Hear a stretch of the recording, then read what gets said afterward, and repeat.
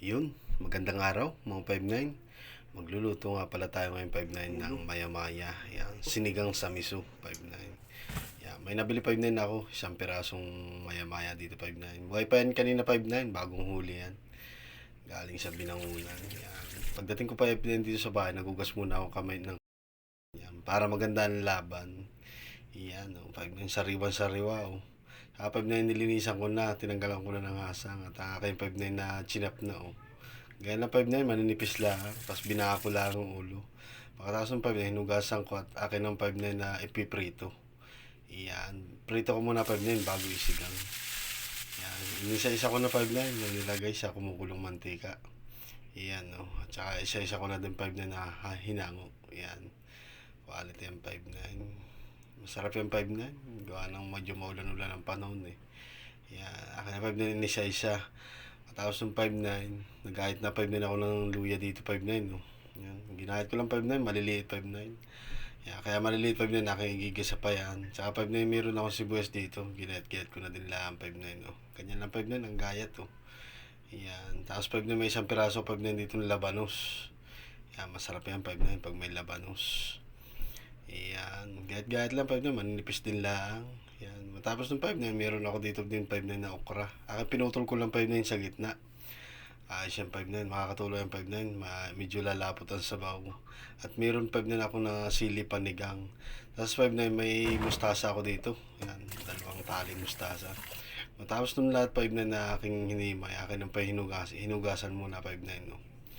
Yan, ito na 5-9, no? Yung ating mga luluto. May miso tayo 5-9, kamatis, sibuyas, luya, tsaka yung okra. Yan, tsaka 5-9 tayo may mustasa at labanos, siling panigang. Yan, ang maganda dyan 5-9. Ito na 5-9, simulan natin 5-9. Igisa na natin. Painit na 5-9 ako ng mantika. Ayan, oh. Tsaka nilagay ko ng 5-9 yung luya. Aking gigisa na yan. Nilagyan ko na din 5-9 ng paminta. Ayan, para lumabas yung aroma. At saka nilagyan ko na din 5-9. Nilagay ko na din 5-9 yung sibuyas. Ayan, halo-halo lang. Tapos yung 5-9, nilagay ko na din 5-9 yung kamatis. Ayan, halo-halo lang. At saka 5-9 yung ating miso. Ito na 5-9, no? Ayan, ayos na yung 5-9. Tapos 5-9, nilagyan ko 5-9 ng kumukulong tubig. Ayan, no? Estimitin nyo na lang 5-9 kung gaano karami gusto nyo sabaw. Tapos ng 5-9, nilagay ko na din 5-9 yung gulay natin, yung ating okra at saka yung labanos. Naglagay na din pala 5-9 ng pampalasa, yung asin. Tsaka 5-9, nilagay ko na din yung siling panigang, 2 piraso. At nilagay ko na din 5-9 yung sinigang powder. Yan, ito na 5-9. No? Nilagay ko na din 5-9 yung isda. Isa-isa ko na 5-9. No? Ayos na yung 5-9. Kaunting kimbot na lang 5-9, maluluto na yan. Oh. Yan, oh. Quality na yung 5-9. Sabaw niyan, masarap. Ito na 5-9, matapos 5-9 kumulo. Halo-halo lang 5-9 natin ng bahagya lang at saka ay madudurog yan. Nilagay ko na din pala 5-9 yung ating mustasa. Maganda yung 5-9, medyo mapait-pait yung 5-9. At matapos na nga 5-9 at ito na, sinerve ko na 5-9. Oh. Ayan, oh. Ay, quality 5-9. Sa bowl pala nga yan. Goods na. Ito na 5-9, no? Yung ating sinigang sa miso. Yan, maya-maya. Tara. Yun, mga 5-9. Naluto naman yung ating sinigang sa miso. Yan, maya-maya. 5-9. Pasimple 5-9 lutuin. Tara, 5-9, kain tayo. Pero bago ang lahat, dasal muna tayo.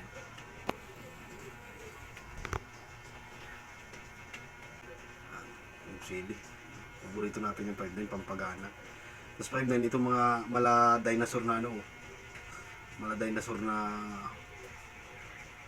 ulo. Sabaw. 5-9, tikman nga natin. Talagang quality. 5-9, sabaw pa lang. Quality na. Mulay. Ang ganda 5-9, hapko ko yung mustasa. Panalo 5-9, walang lansa. Luli. Ito 5-9 ng dito. Ito, mataba. Ito. Taba-taba ito. Yan, pati yan.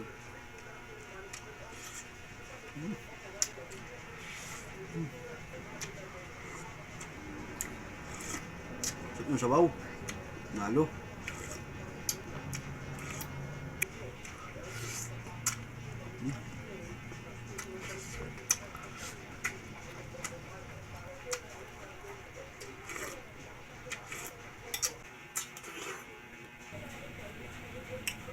Yun